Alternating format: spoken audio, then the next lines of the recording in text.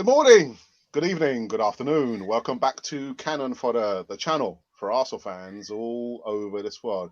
It seems like the weeks just fly by. Was it just the other day that we did the easy talk? I'm sure. They Well, say I it's a guess sign it's of age. bank holidays as well for us, wasn't it? So maybe that's why. Yeah. I prefer that excuse than it's the age. They say, it's a sign of age when things are going very, very quick. But I far rather take that excuse. It was a bank holiday. That's what it was. So it is the easy talk. We're waiting for the Don, that is Larry. But we've got the familiar faces here, and I'm waiting for this one because we've got Raj back. I want to pick Raj's brains. It's been a long while.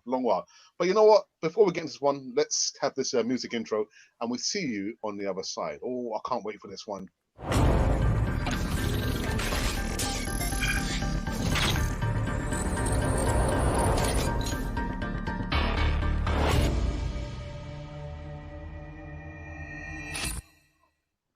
Yes, indeed. Welcome back to Cannon Fodder, the channel for Arsenal fans all over this world. And it's easy talk, which means it's Friday. Time flies so quick. I'm actually getting old. But before we get into this one, guys, make sure you subscribe, hit the bell and notification button so you can receive almost all the latest news. I've got Can for putting the word breaking news in the title. I was thinking breaking news. Well, for us, it's breaking news. But anyway. Isaac, my friend, how are you? I'm doing great, Alex. How are you? Yeah, I'm good. Thank God it's Friday. That's all I can say. Thank God it's Friday. How is the weather? The weather is very cold over here. It is raining actually, Oh, okay. Well, and it is almost midnight. It's raining heavily. yeah. Well, Raj, how are you? Well, that's just something that connects us from all around the world, right? Because it's been pretty rainy here too, Isaac. You know what I mean? So, so the rain is bonding us, brother. Yeah. Thank you, Alex. Yeah, I'm really good. I'm really happy it's the weekend. Like you said, it feels a bit like it's come quickly, but I guess that is the bank holiday for you. So yeah, looking forward to getting into it. Nice one. Brilliant. So like I said, before the bump, we're waiting for the Don Larry. He will come in at some stage. I guess because he's the Don, does he have an excuse to come and arrive late? I think if he had been the chairman of the board, we could give him that excuse, but he's only the Don, isn't he? But anyway. I'm saying nothing. Guys, oh dearie me. I call this part of the season silly season. Arsenal getting linked with so many players on the face of the earth. And we might just sign maybe one, at a push, two. But Isaac, which players do you think realistically Arsenal are going to be signing in this transfer window? Silly season.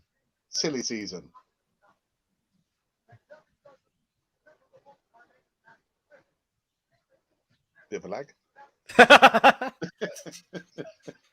Isaac doesn't think we're going to be signing anyone. Isaac, can you hear me? Realistically speaking, I think we will be having either 3 or 4 at maximum. A maximum of 4, but a holding midfielder, a creative midfielder. Those are the priorities, and a backup goalkeeper, someone who will give Leno competition. We not need a flower girl who sits on the bench just waiting for salary around the corner. We need someone who will be giving Leno competition. So 3 or 4 at maximum, realistically speaking. So we, as fans, we want to move on so many players, and as I told you, today I came prepared with a notebook. We have written everything concerning Arsenal, where we have to do. Actually, Arsenal needs a surgery. We have a tumor and we have to remove it. So what we need is a really big surgery at Arsenal for it to be a competitive club. We've been saying that Arsenal, as fans, we've been impatient with this club, and I actually know the reason as to why. It has been so long since we won the league. That is why we are impatient. It has been so long. We were used to winning the league now and again, now and again. We miss one season, we win the other season. But because we've gone for a decade or for 10 plus years, that is why we've become so impatient with this club. Yeah. And it's going to continue. It's going to continue. Raj, can I have your thoughts in regards to the signings, the players that also been linked with? I hear that Benzema is still coming to Arsenal. But anyway. One day. One day. Alex, I think that you're right. You know, when at the beginning you said it's silly season, it is silly season. That's the fault of agents. That's the fault of media. You know, but I think what's interesting is usually at the end of a season when managers talk about what they're planning on doing in terms of transfer activity, you know, they do tend to manage expectations. But the sounds that we've had out of Arsenal is that there will be significant surgery that's going to be done to this squad. That might still mean more outs than ins, but surgery nonetheless. I think we're in an interesting predicament, aren't we? Because with no European football next season, we don't need a big squad. We need a pretty compact squad, and we can basically afford to play almost our best team week in, week out. The challenge with that approach is, well, if we get back into Europe the next season, there's no point downsizing for one season and having to go back up again, right? So it'll be pretty intricate, and I think it'll be really interesting. I still think, you know, in conclusion, Alex, I still think there'll be more outs than ins. But I'm pretty optimistic about the ambition that the club wants, certainly in just terms of the amount of surgery they want to do. Whether we'll be happy with the names, I'm not sure. Let's see. All right, yeah, that's a good shout, actually. Don Lowry has entered the building. Larry, welcome back to Canada. And I can't unmute you because you've muted yourself. Yeah. There you go. How are you? I'm fine. Thank you. I'm sorry, guys, that I came late. I was held up in a serious traffic. That's why. No problem. Your thoughts on the signings that Arsenal realistically are going to be making, if any, in the transfer window, Larry? I hope the signings this season will not be like I remember last season we started with big names like this Leon guy. What's his name again now? Awa. Yes, thank you. Okay. Every day, Awa, Hussein Awa, until the season ended without any Awa. Now we started with Buendia now. And now we begin to see again, every day we begin to hear. I hope we'll be serious this time. I believe that this period should be a transition period for us. Now that there is no distraction from Europe, it doesn't mean that players cannot come. Players can come. If we're able to get Buendia, then we start the building process. We prepare ourselves for next season. You understand? At least this season coming, we use it to build on a very good team. Arteta will have all his plans, and we can begin to also put the process in place. Because I am jealous of Man U. You see the way Man U is currently building. Now, if they get the French guy from Real Madrid now, then that means they started building.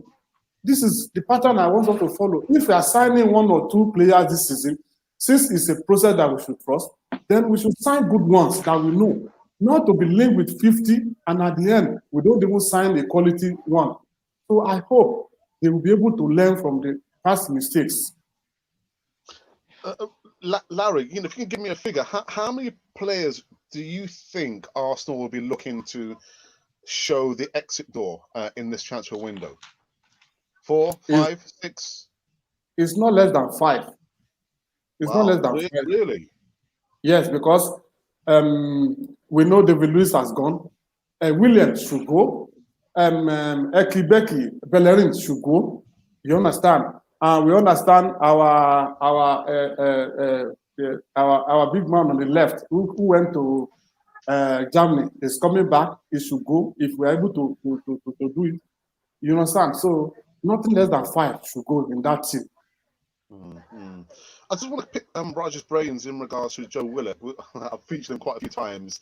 He's done wonderful stuff since he was loaned out to the Magpies, and in Arteta's infinite wisdom, he would like to recall the youngster who's done wonderful stuff. Do you think Arteta? What is Arteta thinking, Raj, by recalling Joe Willock? Yeah, I think Joe Willock's given him a really big headache. It sounds silly. I almost think Arteta wished he didn't do as well as he did in that period at Newcastle, because he has a serious decision to make. If you look at the setup that we're playing currently, and clearly the types of midfielders that we want to pair up with Partey, it's not a box-to-box midfielder. We've not been looking for your next Aaron Ramsey, but Joe Willock is that kind of player. He's a player who's going to get into the opposition area and try and get on the end of balls, and he's going to try and score goals, and he's going to, do a lot of running up and down on the pitch. It seems like the profile of player that we wanted to play next to Partey is more of a Basuma, Sander Berge type. So that, I think, makes it interesting, Alex, because it's a case where you've got clearly a player who is incredibly on form. It deserves a shot, but doesn't fit into the manager's system. What I hope Arteta does is recognize that, okay, look, if I have a pool of 4 central midfielders, Willock can be one of those players, and I'm going to need versatility, and I'm going to need players for different situations. And the kid's still young; he doesn't need to start every game. So, Alex, I'm hopeful that that's the case. What could also be the case, on the contrary, is Arteta's thinking, well, this puts his price right up. That's someone I can get some money for, right? So those are things. If I was to bet on one, Alex, I would bet on Joe Willock being an Arsenal player next season and him being part of that central midfield unit. Isaac, Raj, how can I form this? For me, Joe Willock has looked so happy playing at the Magpies at Newcastle. He looks free. He's got a manager who trusts him in that period of time at Newcastle. I just don't see that happening when he comes back to Arsenal. I agree with you. I think the problem that we're going to have, Alex, is there's a number of our players who, if they go to a smaller club, they're going to be able to get starring roles and have teams almost built around them. They built the attack around Willock when he got there. It was about getting the best out of him. And Newcastle will do that. And even I think Steve Bruce said words to the effect of he's the sort of guy that we'd want to build our team around. Now, if you look at a lot of our players, if you look at people like Reece Nelson, if you look at Ainsley Maitland-Niles, they can go into teams, be first team regulars, and have dynamics built around them. They're not going to get that at Arsenal. So you're totally right, Alex. It's about Willock's got a decision to make here. He's not going to be able to come back to Arsenal and be the star.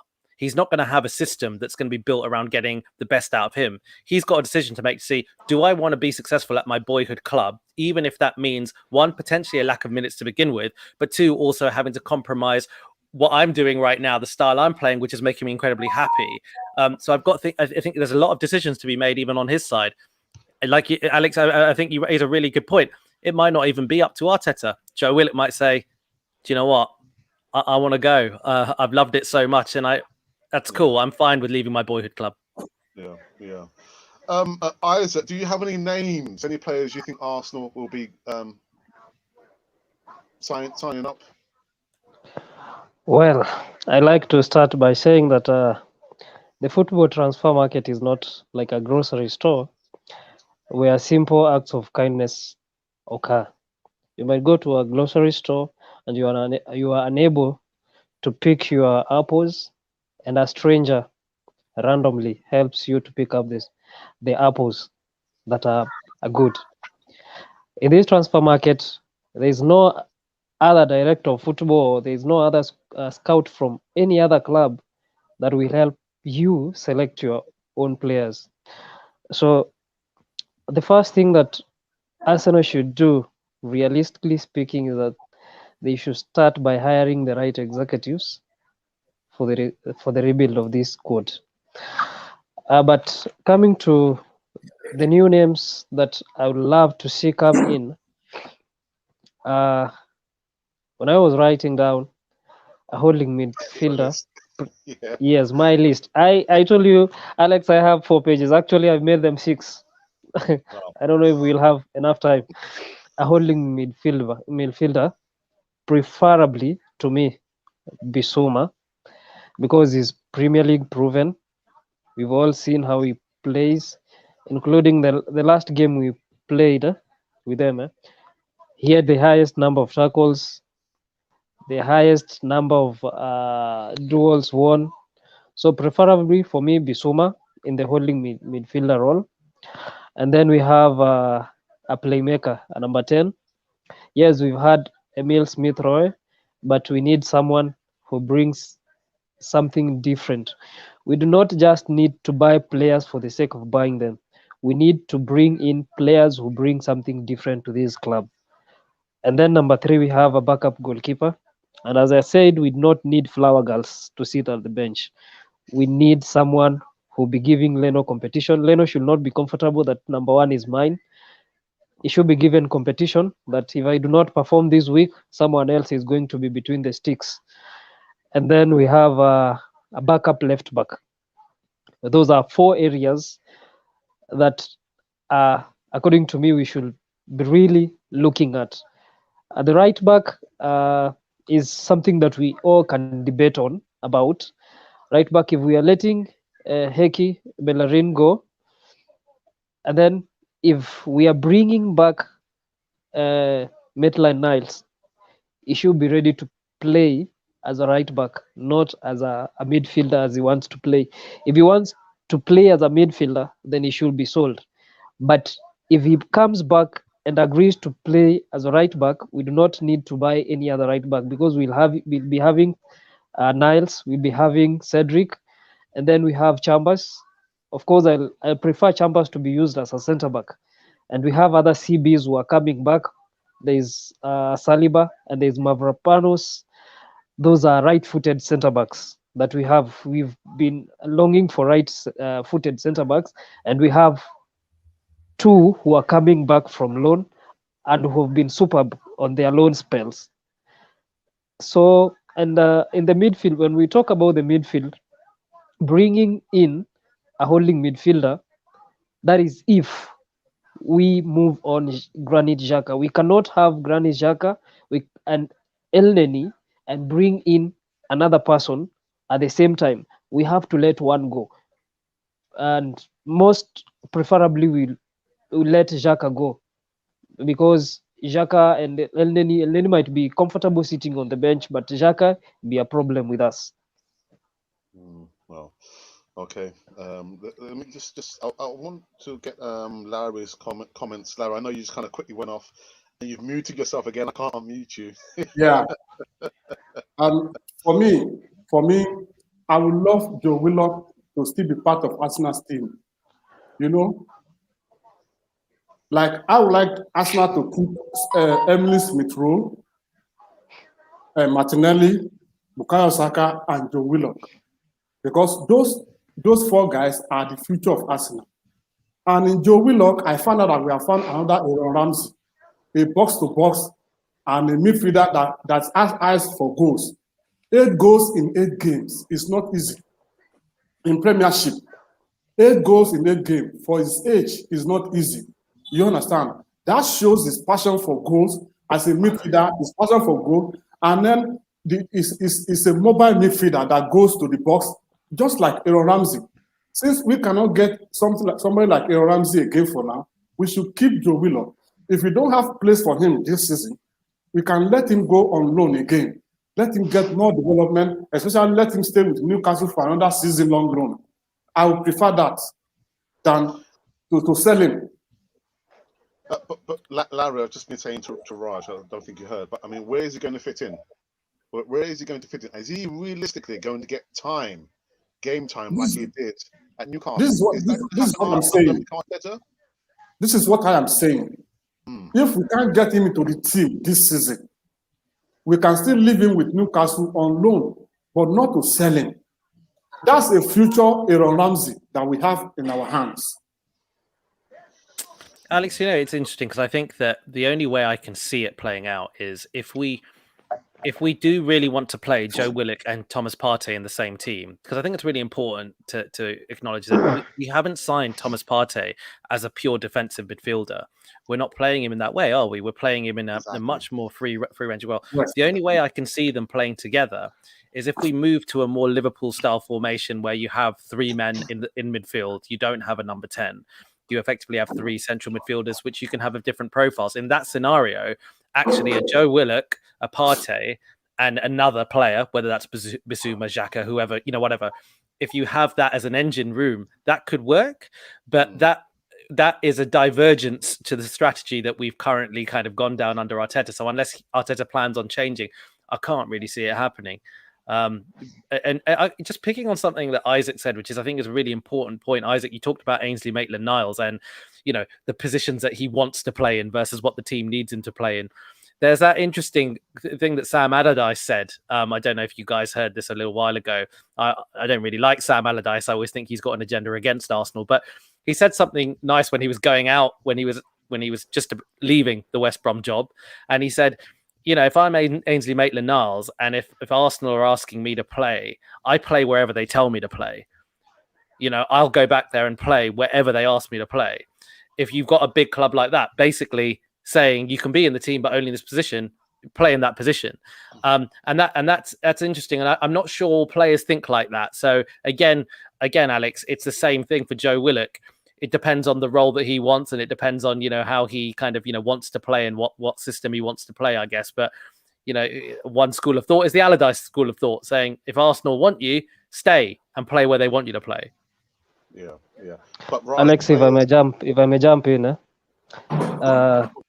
let Arteta use Willock as he used him during the Europa League during the group stages. I don't know if we have 2 Artetas. The way he used him during the Europa League stages, but coming back to the Premier League, he did not use him in a similar role. The role that he played during the Europa League stages was very different, and he actually scored 3 goals. We sent him on loan with 3 goals in his bucket. So let him be more open-minded and use him just as he used him during the Europa League. He'll get the best out of him.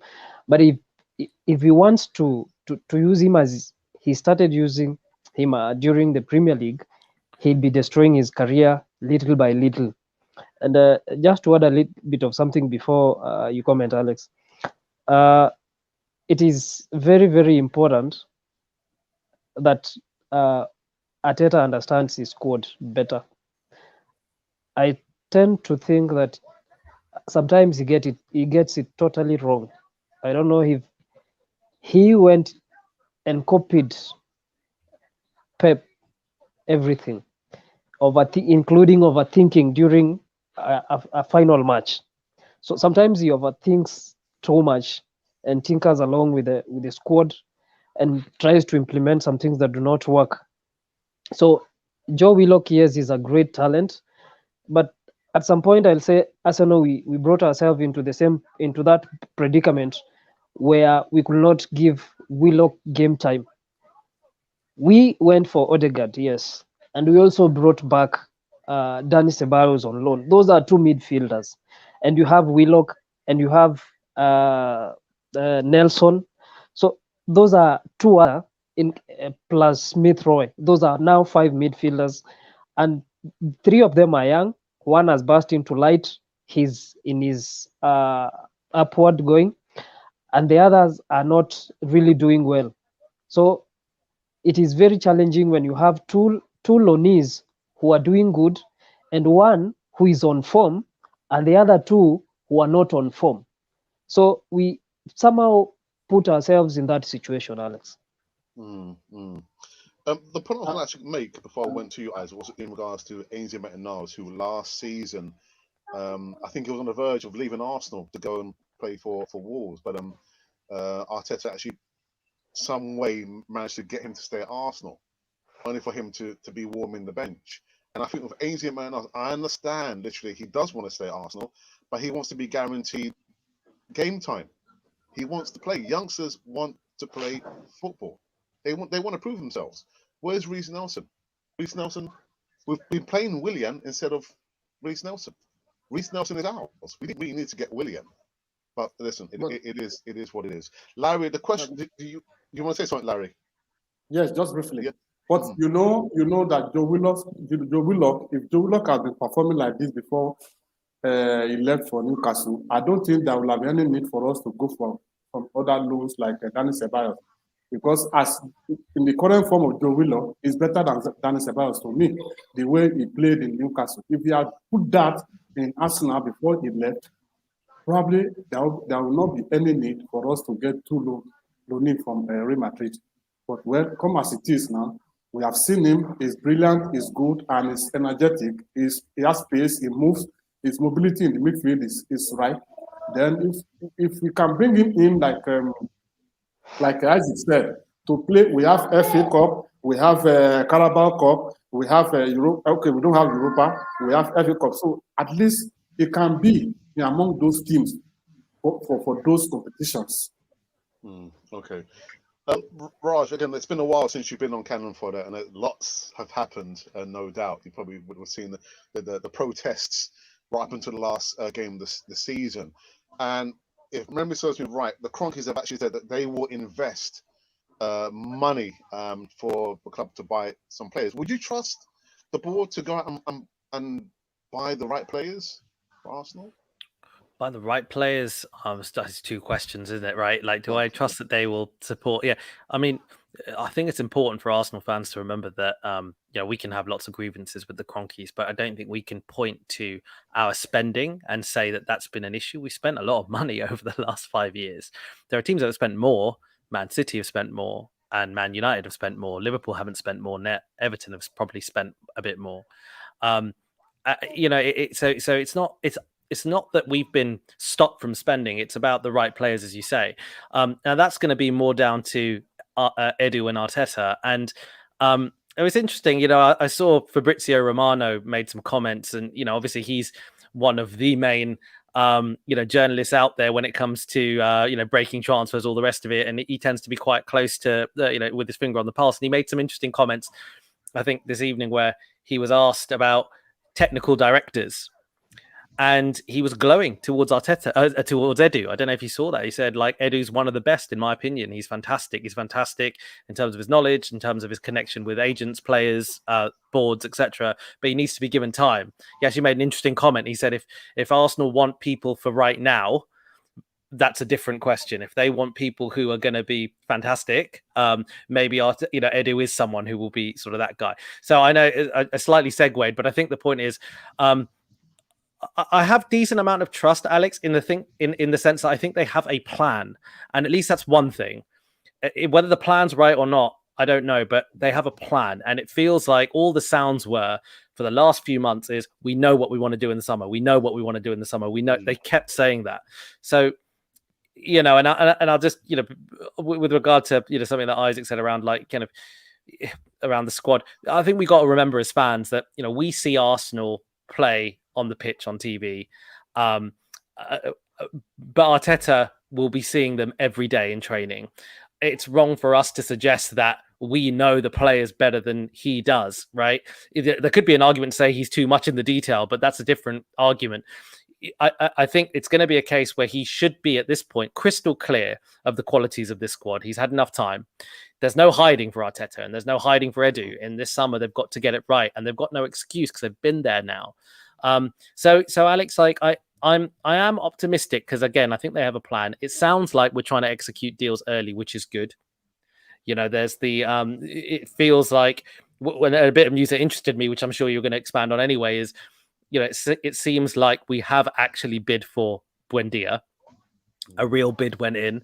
Everyone seems to have confirmed that, a bid of around 30 million, which really interests me because I can't imagine a universe where we're signing Buendia and Odegaard. I can't imagine that scenario happening. And so this must suggest that for whatever reason, they've either been told not for sale for Odegaard or they prefer Buendia to Odegaard.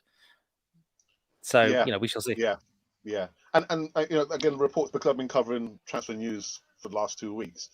The ballpark figure that I've heard Real Madrid are asking as a minimum is £51 million for Odegaard. Surely that's too much money to spend on one player. I think so. For where Arsenal are right now, I think it is. I think, the sad thing with this situation is that you have a player there who came into the team in January. Arsenal since January have been excellent. And so in a way, you can kind of point to him and sort of say, well, come on, he's a guy, he knows the team already. He's integrated into the team. He likes the team. The team are playing well since he's come into the team. We've got a lot of points. is that worth a premium? The question, Alex, is how much of a premium is that worth? There's always the challenge with new players. No matter how good they are, will they fit in? And with Odegaard, he will fit. So it surprises me, therefore, that it seems we've clearly bid for Buendia. It would suggest to me that he is first choice now. And perhaps, like you say, Alex, it's potentially a case where Odegaard they've quoted 51 million and they've said, that's not the premium we can accept. And maybe they hope they can get Buendia for under 40, which is what it sounds like we're trying to go for. Yeah. Okay. Raj, Real Madrid have got Ancelotti now as their coach. And I believe Ancelotti is not going to let Odegaard go. I read somewhere he said that with Benzema and with the rest of the squad, they reached, they almost won the league, and they reached quarters of the Champions League and all that. And he said they do not need to buy new midfielders. They have enough midfielders. So I believe in him saying they have enough midfielders. In his mind, he's thinking of Odegaard. He's someone who can win them games.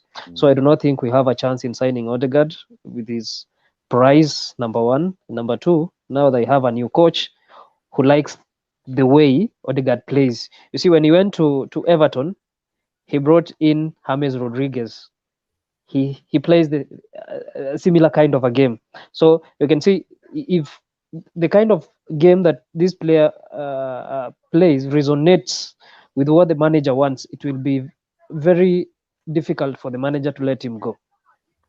Yeah, I agree, Isaac, and you're probably spot on. That might be why we bid for Buendia, because we've been told he's not for sale. I think what's interesting is that, Ancelotti was manager when they signed Odegaard, and you may have seen his quotes at the time were scathing. He basically called it a PR stunt. He said that signing a Norwegian kid is nothing but a PR stunt. He's not the player I asked for.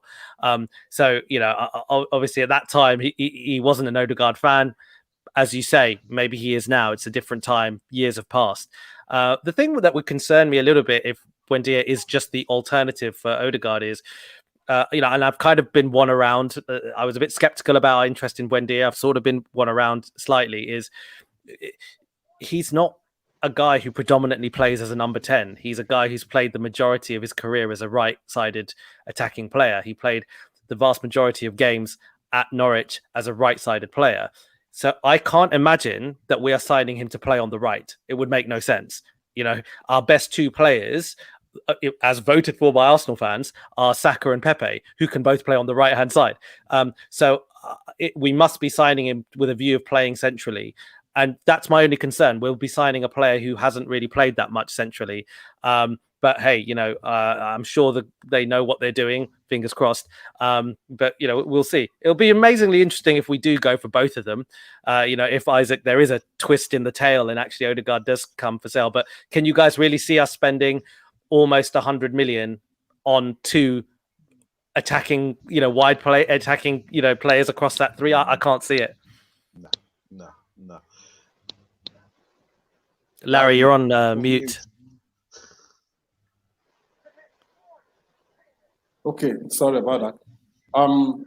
You see, by setting up that price, it means they knew, Perez knew Arsenal cannot sign Odegaard for that price. So it's a way of telling us that he's not available. You understand? It's a logical way of telling us that you can't get this guy. Then, number two, yes, like Ninja said, yes, Arteta may have to plan. At least last season, this season that just passed, he came in with a process that said we should trust. But we need a good backing from the owners, just like the way Abramovich backed Chelsea. 2 Champions League at the space of short time. 2 Europa League at the pace of short time. They won the Champions League in 2012. 2013, they won Europa League. You understand? Now, 2018, they won Europa League. And 2020 now, 21, they won Champions League. We won league last since 2004. That's a major trophy that we have won last. Yes, we know we won FA Cup in between a couple of times, but they don't regard, league is different. FA Cup is a cup competition. We have seen a club from junior leagues that are winning the FA Cups. So, but it cannot be compared with league. League is getting the best out of the best, showing that you are the best out of the other best. You understand? We've not won it for the past almost 15 years. You understand? We need a backing from the ownership. No matter what plan you have, when there is no money, there is no plan. Because you need money to execute such plan.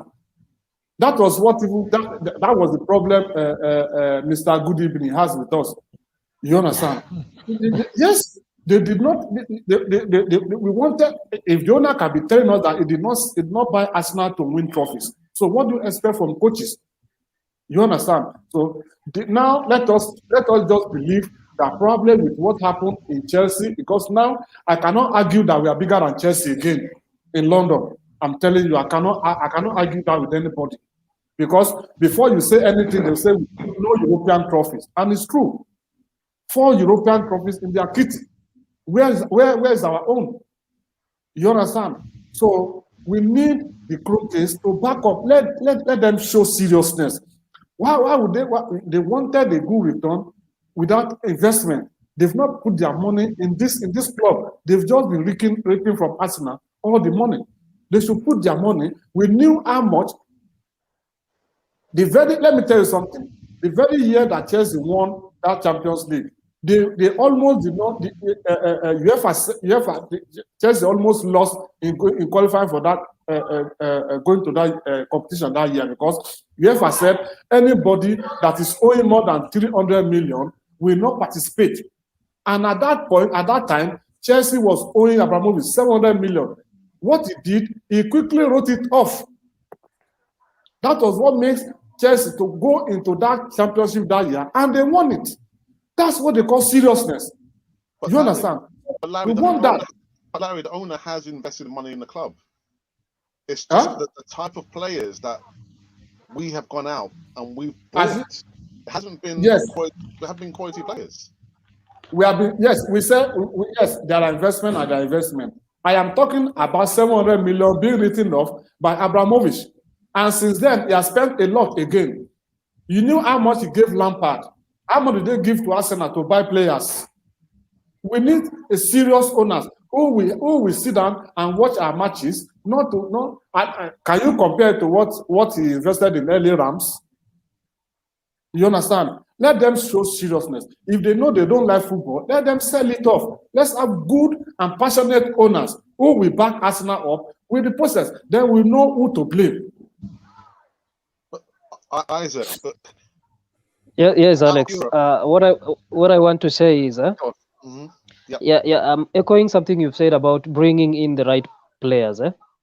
That is why I said we need to have the right executive to bring in players who will fit the manager's system. And when we signed Richard, it is something that is towards the right direction. That is one positive that I've seen from Arsenal when we went for Richard as a director of football. That is something impressive. There's someone like Ocampos who's retiring now.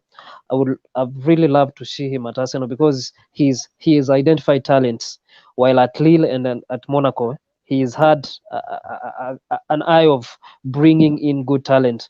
And if we cannot get him, because there's rumor going around that probably we are in contact and Real Madrid are also in contact with him.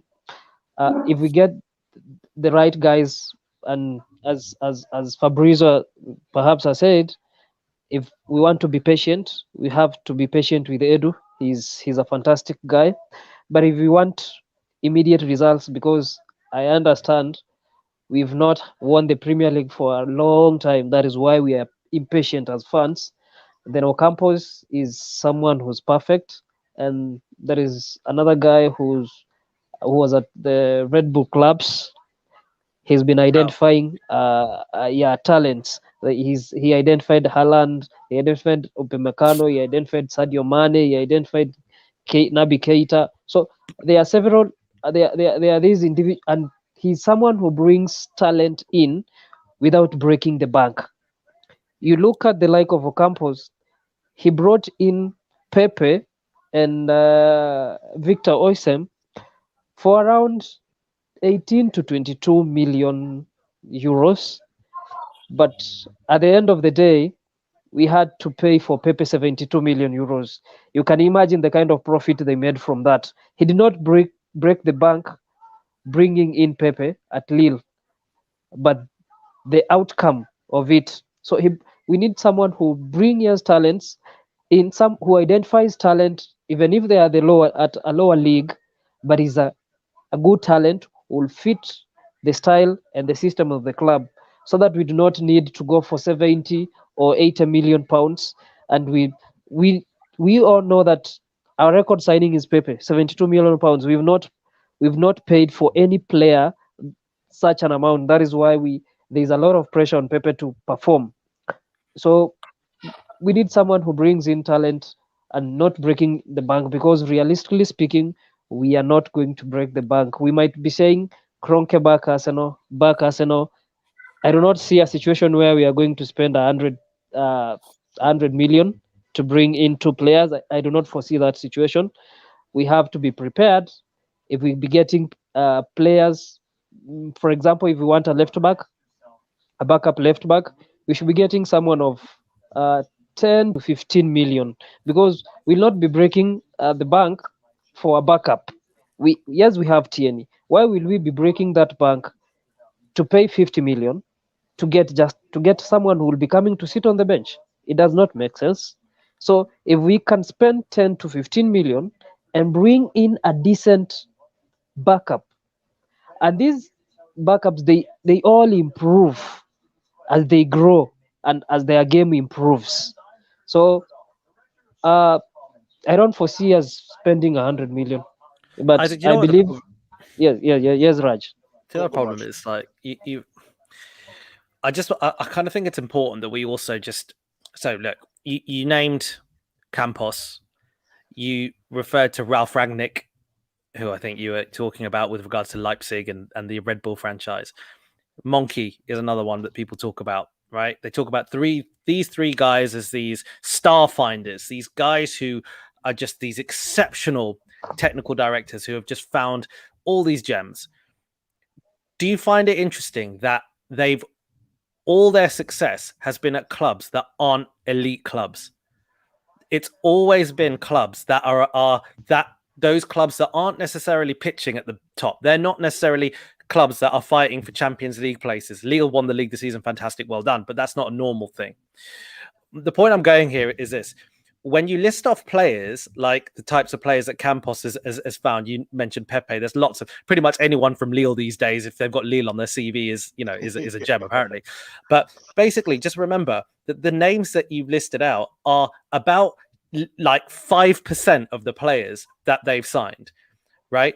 And the fact is, when you're the head of recruitment, when you're the technical director at a club at that level, you don't have to get them all right. A lot of them can be average. You can sign them and actually sign them for a couple of million, and they actually only end up being worth a couple of million. You can do that. You can't get away with doing that at top clubs.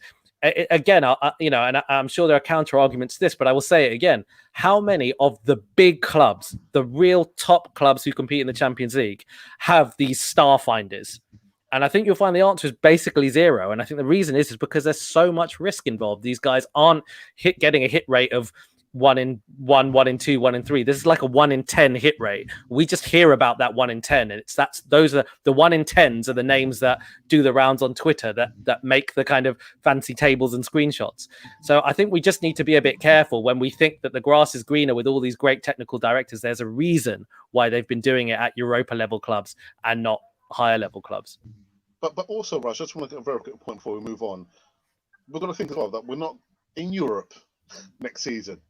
So are we still an attraction for major signings, Raj? Who's going to want to come to a club that is no longer in Europe, who's going to be in transition again? Are we still going to be a big attraction, Raj, for players? Probably not, mate. I mean, let's be honest, like probably not. If you're a top player, you probably aren't going to be saying Arsenal's the club that I want to go. But there is that echelon of player. There is that kind of second band, and we talk about people like Basuma fall into this band, where there are players who genuinely are incredibly talented players at playing at a Premier League level. They're not necessarily players who might be able to walk in to a Man City or walk into a Liverpool necessarily, but they are players who want to kind of get that next step into a club with a big brand name, with a big Arsenal still got the name, right? We've still got that. We've still a club which I think players kind of sit there and go, I'd like to play for that club one day. You know, there's something about kind of that attachment. And so I think to a certain extent, we can certainly pitch for players who I think are going to raise us a level. But you're right. Look, is a player worth £80 million going to want to join us anyway? No, they're not going to. But you know, that's fine because we can't afford it, whatever the case. So look, I think it's okay. I think all my point is there, Alex, is that if you look at some of the players, look at Martinelli, what a find he was for not much money at all. Anyone would be proud of him, but we don't sit there going, "Oh, well done, Arsenal, for finding." We don't hold up like our recruitment staff necessarily the same way we do for some other clubs.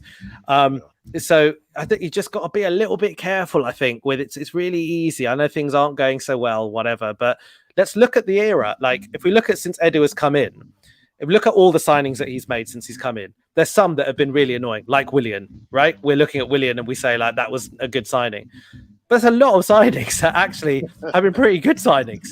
You know, there's a lot of signings that you can be quite happy about. So it's a bit of a tricky one. Like again, I'm going to sort of choose to keep faith. But as you know, Alex Hayek, I'm a pretty optimistic fan anyway. Like, so I might not be right about it. So yeah. All right.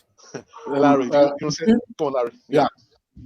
You see, there are a lot of players who will want to come to Arsenal even without Europe. You understand? Like we are talking about Buendia now. Buendia want to come to Arsenal at least to boost his ego. Arsenal still got a name. They still got the influence, like we are saying. And they know, everyone will know that not going to Europe this season was a mistake. And players, there are players like that. Like look at Bissouma. He used Arsenal as his priority, despite the fact that other clubs were trying to use. He told them Arsenal first. The same thing with Buendia. You know, those are good players. You know, but they want to come to Arsenal to build on their career, to move into the elite club.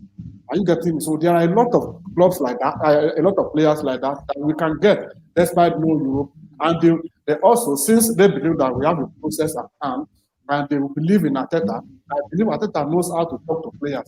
Because I've seen many players that he made them to change their mind, even while they have other clubs to go to. Like Gabriel, like Odegaard that we are saying, when he spoke to them, they changed their mind. So also, it could happen to any other player.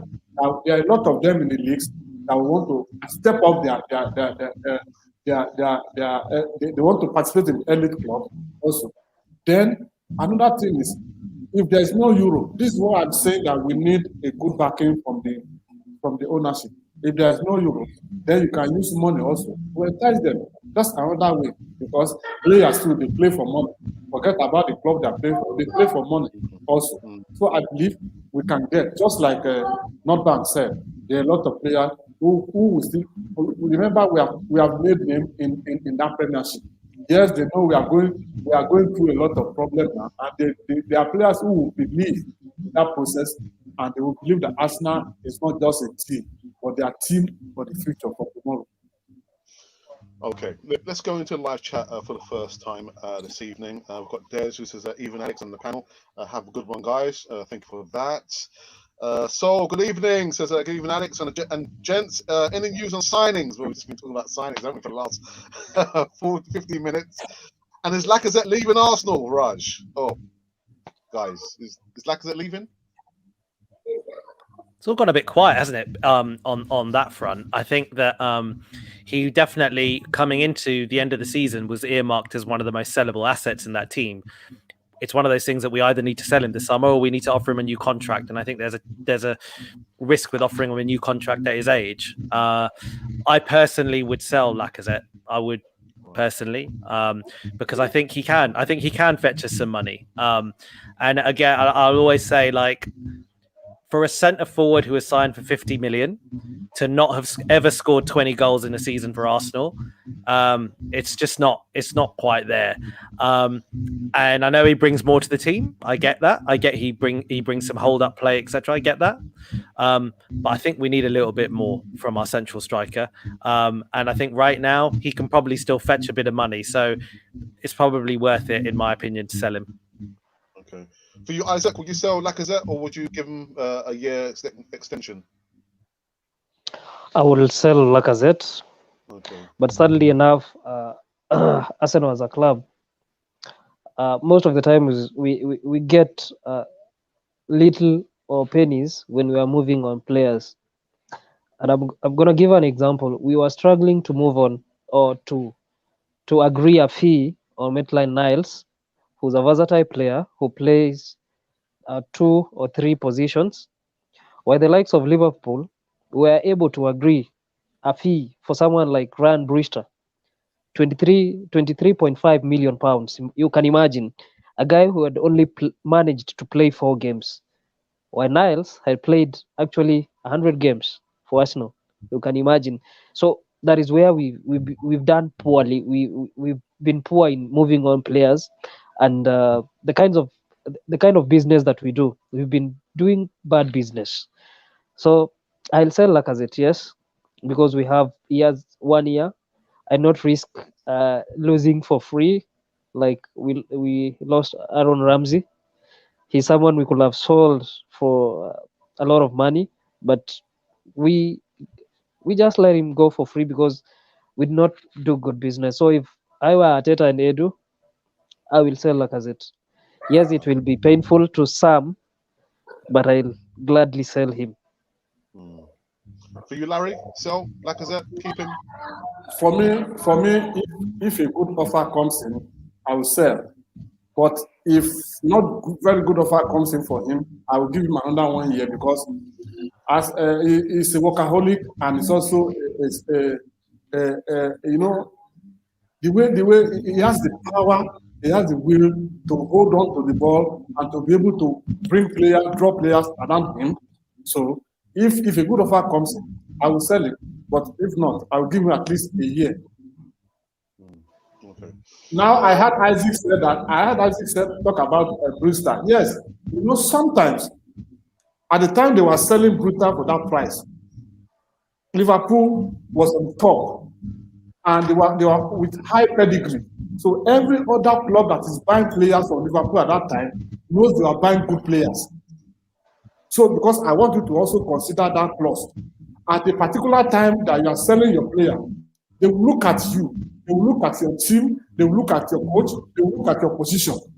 That's also very important in determining for the other club to agree in any price to sell, because they believe that if Liverpool at that time is selling that guy, they know Liverpool is on top at that time, and they believe means they have a very good players to sell.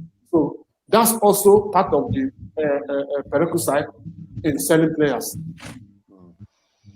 Arnie says Torreira wants Boca Juniors. They have a couple of players worth a look at. We could get 2 players, plus 2 million a year for 5 years. Good deal for us in the long run. And then I've got Arsenal. Alex says, good evening. I have taken a break from Arsenal whilst on holiday. But thank you for tuning in on Can For the TV. I think I should extend it with all these terrible transfer rumours and news. But that is just part and parcel of the silly season, I call it. Transfer news, rumours. Raj, the cynic in me tells me that if we can get 1 or 2 major signings, it's just because the players knows that we're going to bump up their wages once they've come and signed for Arsenal. And that is only the main attraction because we're not in Europe. That is a cynic in me, right? No, but you're right. Let's be honest though, right? Like, I mean, if you look at some of the clubs that we've just mentioned, I mean, Larry's talking about Chelsea, etc. Like, there's a number of players who join Chelsea because of the sheer amount of money that get thrown at them. When they went and got Havertz, when they went and signed Timo Werner, I mean, there's a lot of money being thrown at these players. So we have to respect that's just part of the game. And I think Arsenal luckily are in that position, Alex, where even if we are struggling right now. We're not in Europe right now. We could probably still afford to pay wages a lot more than many clubs who are in Europe still. And I don't think you're being a cynic. I think that's just the way it is. I just, one of the comments, the one that the comment before last, and it referenced Torreira to Boca. I think again that, if we look at Arsenal's transfer strategy since the Wenger era got kind of disaggregated, so when Mislintat came in, etc., it was a very clear strategy of trying to sign players under the age of 25. There was very few players that we signed over that age. And I think the theory behind that was if it doesn't work out, you can sell them. They still have sell-on value because they're not that old. Like Torreira being a good example of that, a player who we signed, I think he was only 22 when we signed him. So even though it's not necessarily worked out, I think the challenge is with selling to someone like Boca is Boca can only apparently pay about 5 million or something like this. And he's still only I think 25, 26 is Torreira. He's been in a La Liga winning squad. Surely we should be able to get more than 5 million quid for him. So I'd actually like us to see us hold out a little bit more, because we're no longer having a bunch of players who are 30 years old we're trying to sell. We've got a bunch of players who are in more prime years with more value. So I kind of hope we do try and get a little bit more from the likes of Torreira. But I mean, as the comment says, if it is a case where they've got a couple of other good players that we can do player exchange, maybe. I don't personally know anything about the Boca team right now. But I think just as a more general point, Alex, I think we're in a decent position. If you look at going back to your first question, I think your first question on this pod, which is around one of the first questions about how many players could we sell, that's quite a lot of players, and actually quite a lot under the age of 26. So that puts us in a decent position, I think, when it comes to bargaining power. So hopefully we should be able to generate funds through that, real funds. Okay. Augustine has come back with the longest while. The owners haven't invested a single cent in the club. We have been self-sustaining since he came in. Well, it's hard to know with the fact that, since we've been taken private, we don't get transparency of the account, so we don't know that, right? We just don't. So again, that might be true, but that's not a fact. We don't know it at this point. I think, by all accounts, it seemed to suggest that actually Thomas Partey, the transfer of Thomas Partey, that was the owners dipping into their pocket to try and fund that. That's what a lot of journalists did say. But again, when you don't publish the accounts in full transparency, like they don't have to, you don't know. So, yeah. Yeah. Greeny Man TV says, what system do we play, Isaac? What system does Arteta what system do we play? When he came in, first he played a 3-5-2, and then he went back to play, I don't know, a 4. Sometimes he played a 4-3-3, sometimes he plays a 3-5-2, sometimes it is all changing. He does not have a clear pattern sometimes. I thought when he came in, he played a 3-5-2 because he did not have defenders that he trusted. So he'll put in 5 defenders to protect that back line. So let me see if he has a clear system when he comes to the end of this transfer window and he has whoever he needs. So if there is time, I'll give you my list: who should go, who should come in, who we should loan out, who should recall from loan, and who we should promote. If there is time, I'll give you that list, Alex. Okay, no problem. Larry, do you think the major problem with Arteta last season was he tinkered too much? Not only with the formation, of course, we know obviously with the 11. And maybe he doesn't know his best 11 because he doesn't have 11 good players that can play game in and game out, Larry. Yes. We can't blame him as much because he came in and he met players. So he has to try a pattern that suits the purpose of the players that are on ground. Most of them, they are not players. So he was trying to play this pattern. Let us see whether this set of players can play this pattern. What is this one good at?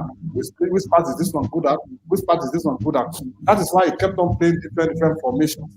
So I would say that the problem he has at that time, because every coach, I always say, every coach has their own pattern and they have their own way. So and that's why most of them buy players that can suit their pattern. You know, Sam. He wanted to say Mawa last season, we couldn't give it to him, so he managed. He was using other players to play the position they are not meant for, like Ninja said. Partey was not used for defensive role. He was being used for more or less like a cam. You understand? So that is why he's trying to see the pattern that suit the player that were on ground. Now, if he has, if there's money and let him get some of his players, I believe he will have a pattern. And that is what keeps us also, because sometimes he plays some pattern that our opponent can easily get him and move through and give us the beating that we don't deserve. So I believe that this season, if he's able to get some player that he needed, I believe he will have a plan A and also a plan B, not a plan A, B, C, D, F that we see in the past season. Okay. Well, Alex on says, Sven Mislintat was great and it didn't work out. It's a great example, this, actually. It's a really good point, because Sven came from Dortmund, which Dortmund were almost the Lille of that time. Do you remember? Like, you know, anyone who had Dortmund on their CV was incredible. And look at the signings that Sven made. Fine, some were good, okay, but some, like, he signed Socrates. Do you know what I mean? Like, I mean, that wasn't a great inspired signing. We got Mkhitaryan and it didn't work out for us. Fine, we signed Aubameyang. He didn't take a genius. No, Aubameyang was good. I mean, I personally think Leno was a fantastic signing. Most of our fans will tell you that's not. But I guess here's my point. It's all well and good when you're at a team that's not necessarily always expected to be punching, but when you come to Arsenal, every single transfer you make, every single one, will be judged, and you won't get away with it if it's a bad one. You won't get away with it if it's not a good one. Guendouzi, another Sven signing, right? I mean, like all these things. So I think we've got to be a little bit careful. You know, I said grass is always greener. I was very sad Sven didn't work out, but still, as I said, I've just listed some of his signings. Some were hits, some were misses. Yeah. Actually, Sven cost us 50 million. Not much. Alistair, good evening, says Sven will be coming soon. Exciting stuff. Is he coming, Isaac? I love to see him, but you never know if he's coming. The transfer market is very, very, very tricky, and I only believe he's coming when I see him being announced at Arsenal. I remember we wanted to sign William, only for him to be signed by Chelsea, just to be picked from the airport, and then he was signed by Chelsea.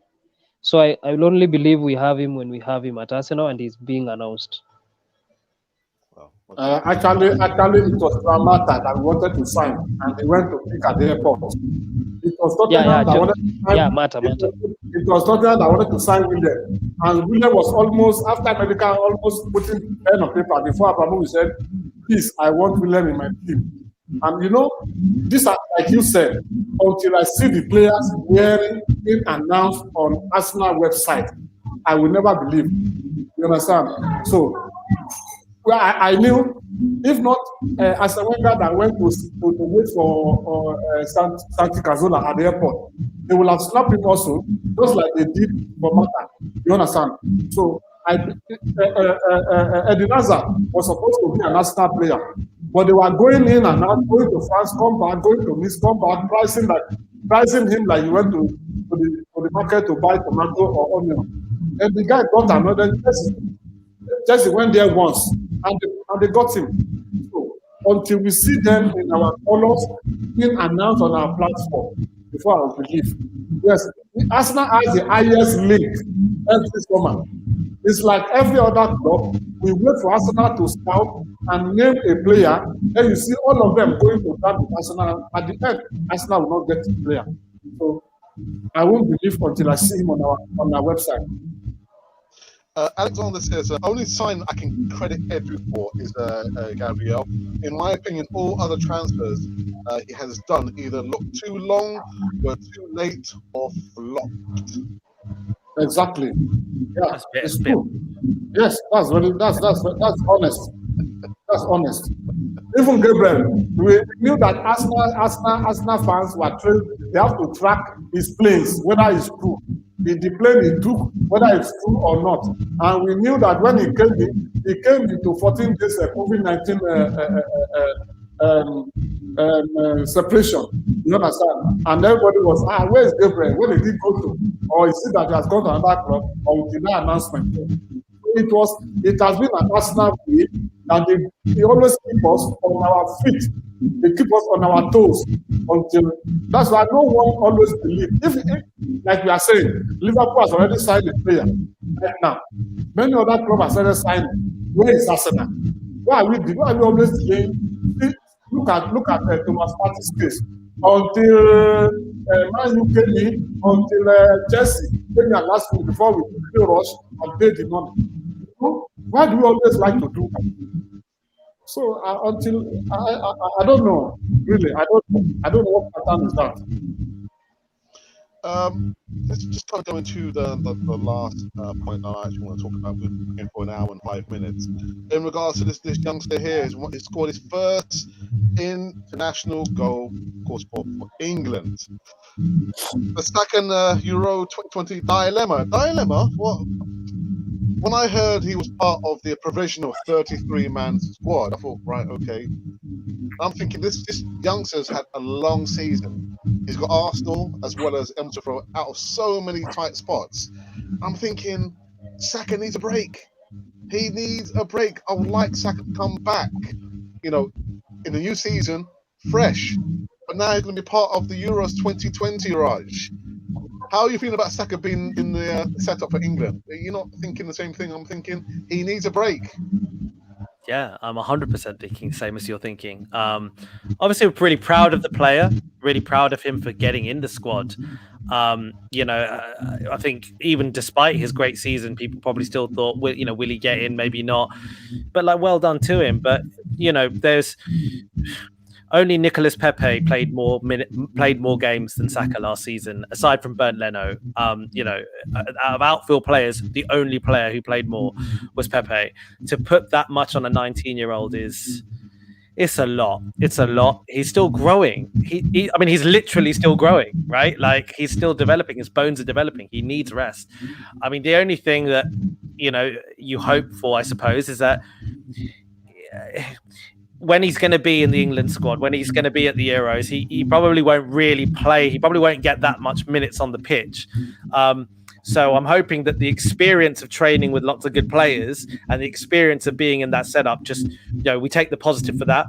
What I'm hoping, Alex, is that given that we haven't got European football next season and we can manage a little bit better, like with with a smaller squad, when he does come back, when Saka does come back, I really hope we give him the extended break that he deserves.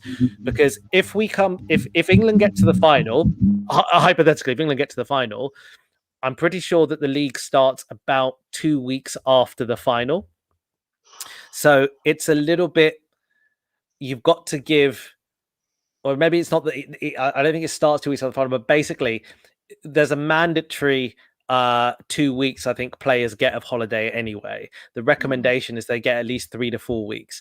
I really hope that he gets that. If he gets that, then that'll mean certainly he'll miss the start of the season, but that's okay. I'd rather he miss the start of the season. We gave him 3-4 weeks off, eased him back in. Again, we're not in Europe. We can make do with the other players. Someone else can step up. Martinelli, if the Olympics doesn't drag on, etc. You know what I mean? There's so many things to think about. But but yeah, Alex, I'm completely with you. Honestly, Alex, you know what I thought? Do you know when Greenwood pulled out of the squad? I was thinking a little bit like, is he injured? Is he really injured? Or is this a case where the player and Man United have basically said, listen, mate, you're not going to play in the Euros anyway. You're not going to get any minutes. For your age, just have a rest Like, and this is going to be best for your development. I really wondered, mate, and I wondered whether Arteta was probably thinking maybe I should say the same. I love the way Saka was in that team. I want to be sentimental about this issue now. If Saka is not in that team, that means there is no single Arsenal player in the England's team. Are you getting me? Though that's sentimental anyway. But I believe that the Euro 2021 is finishing by around July 11th or thereabout. Are you getting me? And I think the league is starting maybe within August, if I'm right. Are you getting me? So I believe the only thing that he might not participate in pre-season. Arteta might try to help him with that, to give him that rest. Then maybe the first maybe the first 1 or 2 league game, he did not participate. He's a young man. Yes, he needs to rest, but he will become too lazy if he rests too much. So I love the way he's been called into the national team, because the pride of every player is to play for their country. You understand? It's a glory that you wear, and it never ends. So I love the way he was called, and he scored his first goal in English national team. That's the beginning of his career at national level. So I love it, and I know within us, the club, we should be able to help him, give him some holiday, and I believe he will be able to cope. Okay, Isaac, your thoughts? Saka, surely he needs a break. He's not going to get one now, is he? So yes, as a human being, everybody needs a break, but he's not going to get that. He's been called up the England men's squad. Somebody who could be sure will be called up is Saka, because of the several positions he plays in. That is someone I was sure, despite the fact that he was in the provisional squad, and there were rumors going around that he might be missing the final squad. That is someone you will be sure will be in that squad. Yes, he needed rest, but I'm really impressed by this 19-year-old who behaves as a 27-year-old. Every opportunity that he gets, he takes it by the neck. He does not say no. He takes that opportunity and shines. And something that is encouraging for him is that despite Arsenal struggling and this silly season that you said, Alex, Saka was able to shine, and he earned that call up to the England squad. So I'm happy for him scoring that first goal. And I think when Southgate was making that decision to call him up, there are several things that I was looking at, what he was considering. When you look at his squad, he went with many defenders than even the midfielders. He has only 5 midfielders in his squad, with 10 defenders. And when you go forward, there are the likes of Watkins he sacrificed. When you go forward, he decided to go with pace and with area ability. That's why when you look at with him going with the likes of Harry Maguire and this guy from Everton, Lewin. So he went with the area. He goes with the area ability. But when you go for Saka, he's someone who will play on both of the wing backs. He play as a left wing back. He'll play for you as a right wing back. He'll play on both attacking fronts. On the right wing, on the left wing, he'll play, and he'll also act as a left back if you have a crisis. This is a kid who's going to be a gem. He's developing to be a star, and we are seeing him shine. Even in the middle of this crisis, a 19-year-old is becoming number one, your man of the season, your player of the season. Arsenal are voting him your player of the season. You can imagine 19. How many times have we voted 19 years old as player of the season at Arsenal? I think this is the first time we are voting him. We are voting a 19-year-old as player of the season. So I'm really happy with him. So perhaps he gets a break after the Euros. And Raj was saying, or is it Alex was saying that perhaps we have Martinelli, but we might also be missing Martinelli and Magalhaes. because of the Copa America. It is also going to be dragging to the end of July, so we might be missing the Olympics. Yeah. So we might be missing the two, but it is good we miss them at the beginning of the season, where every team is first reorganizing itself. They have not gained that momentum, so that they rest and then we get them back fully fit. And I believe, if given the chance to play in these Euros, Saka is going to take everything by the neck. As scoring the first goal and the winning goal is going to take everything by neck. Trust me, he'll shine. Wow. Okay. Listen, we've almost come to an end. We're going for like an hour and 15 minutes. One thing I want to get you guys' opinion on is in regards to a certain Mr. Theo Walcott talking about this gentleman here, Invincible, and he said today that he feels that Sol Campbell should get a statue outside the Emirates. He's up there with the other Invincibles, Thierry Henry, Dennis Bergkamp, because of what he achieved at Arsenal. Now, we put a poll out this morning. Does Sol Campbell deserve a statue outside the Emirates? Out of 406 votes so far, the options were, I can't decide, no, he doesn't deserve, or yes, he does deserve. So no's are 44%, I can't decide is 6%, and 51% of the followers on all platforms think that Sol Campbell deserves a statue at the Emirates. Raj, what do you think, Raj? Oh, this is a great player, but like, no, I mean, I don't. I mean, what are you going to do? You can't give everyone a statue. I mean, Exactly. you can't give all the Invincible statues. I mean, the players who have got statues out there. You've got Thierry Henry, our greatest goal scorer of all time, arguably the best Premier League player of all time. You've got Dennis Bergkamp, who is arguably like, the most iconic foreign signing that we made at, almost a pivotal moment of our club. And Tony Adams, who is our absolutely legendary captain from the age of 21. You can't give every great player a statue. I don't think so. What are we going to do? We're going to give Kolo Touré a statue as well? Like, you've got to, what are you going to do? Right? So, like, if we have to be giving statues to everybody, then we should give to Matthew Vieira. Yeah, well, exactly. That's what I mean. Yeah. Look at the EPL Hall of Fame. They call in Dennis Bergkamp. Henry was not called into that Hall of Fame. So it does not mean that he does not deserve it, but there are some other criteria that they look at. So we cannot give everything to no matter how you can't get everything. So that's it. It's not, we cannot put all the 11 players. All the Invisibles also deserve it. We should put out because they have set a record, and also they were the best Arsenal squad that we ever had. So we should put all of them around the stadium. So no, I don't think so.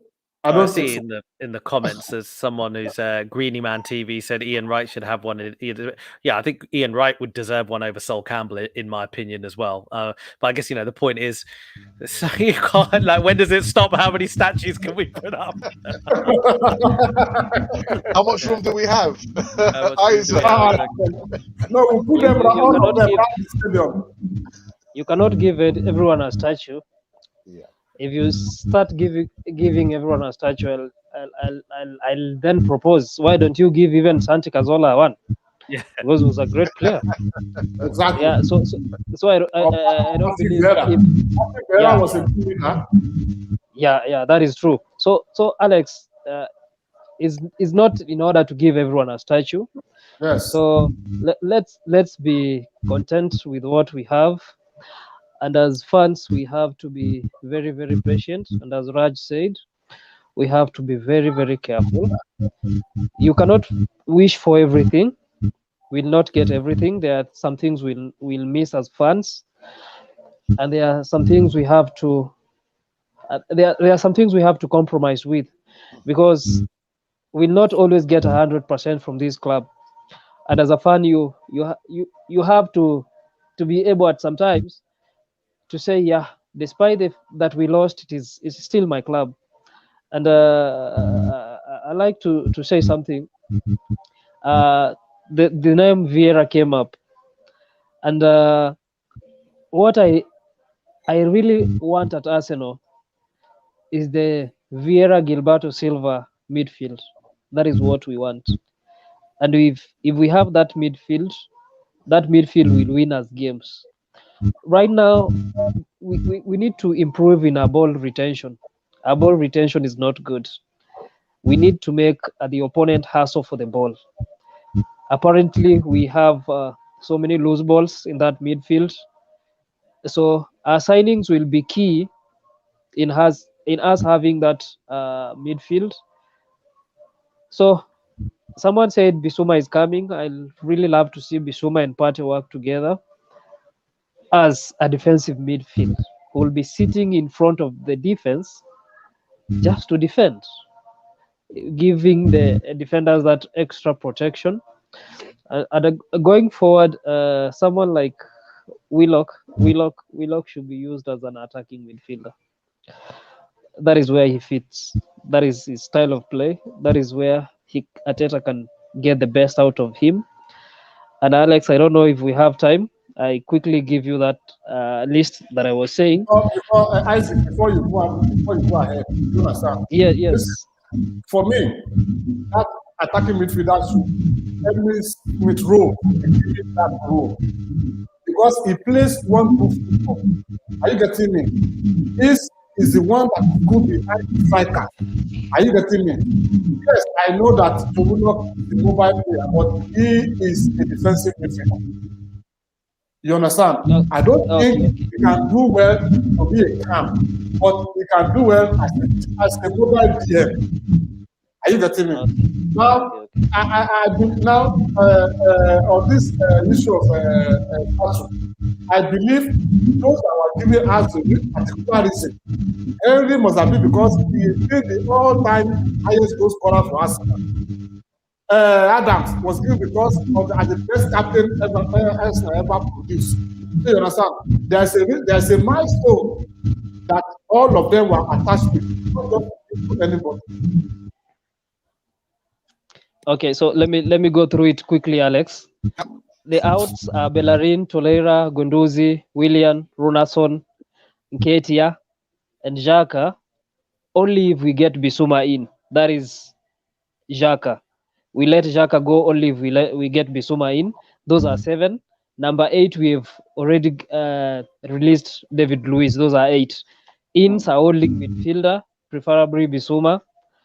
A backup left back, 10 to 15 million. A playmaker, number 10. And if we've bid for Buendia, I don't know if he's going to play as a number 10. And a goalkeeper who is going to give Leno that competition. Loans, those who we should let go for loans.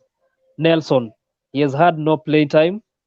And we have Bolagun. We signed him, but I don't see him play often. I will not, given that we do not have European football now, we let him go out for loan for 1 season. And those who are coming back from loan that we should retain are William Saliba, Mavropanos, Willock, and Niles, and let him play as a right back. If he does not want to play as a right back, sell him and get another right back. Promotions from youth, we promote Miguel Aziz and Ballard. Those 2. Balogun. Yeah, Wow. Okay. What about Balogun? Just one more comment. There's been a question, the last comment in the live chat. Do you think we will challenge for top 4 in the next 5 seasons, Raj? What does challenge mean? So here's the thing, like I think it's difficult. Okay, so we were 6 points behind top 4 this season. We didn't. I'm not saying I'm satisfied. I'm just saying to answer the question. I think it's tricky. Will we challenge for top 4 in the next 5 seasons? Yeah, for sure. Because I mean, I would say like that being 6 points away from top 4 is 2 wins. Like that's not far off. Will we be top 4 in the next 5 seasons? I don't know. My gut instinct would tell me yeah. The reason is, mate, it's like because ultimately, like next season, we're gonna have fundamentally less fixtures than everyone else, right? The people that we're competing with. We don't have a bad squad. Whatever way you cut it, you cannot deny the fact that over the second half of this season, we've been a very good side. The numbers tell you that. There's not an opinion thing. The numbers tell us that. Okay. So if we can just maintain that over a season, which may be doable if we don't have European football, then we've got a very good chance of finishing top 4.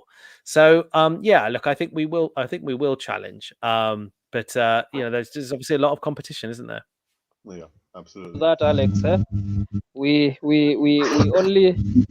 did not make top 4.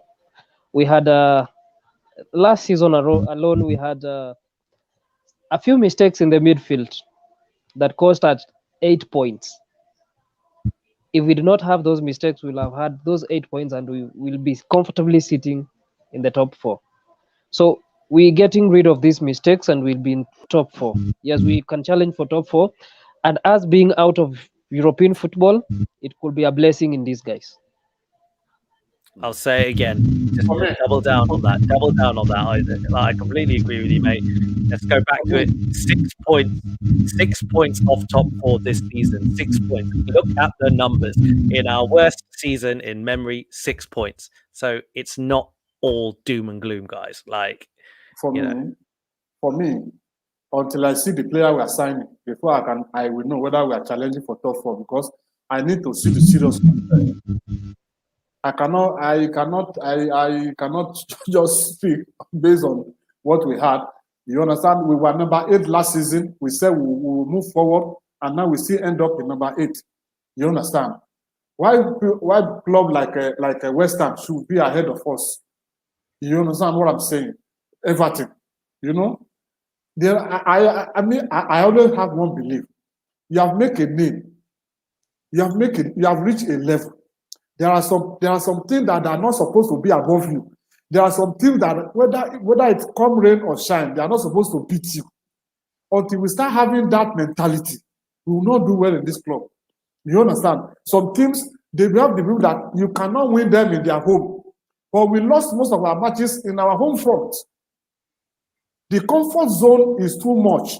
We are not feeling it at all. We are not feeling the pressure from anywhere until we set standard that people like Crystal Palace should not beat us. We should not want to meet West Ham and be afraid. This is my own concern. Once we want to meet Leicester, we are afraid.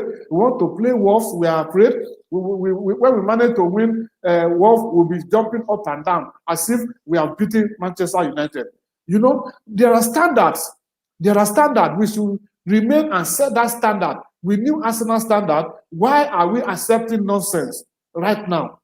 We should set that standard back before we know whether you're going to challenge for top 4. And that should come from... let's look at it.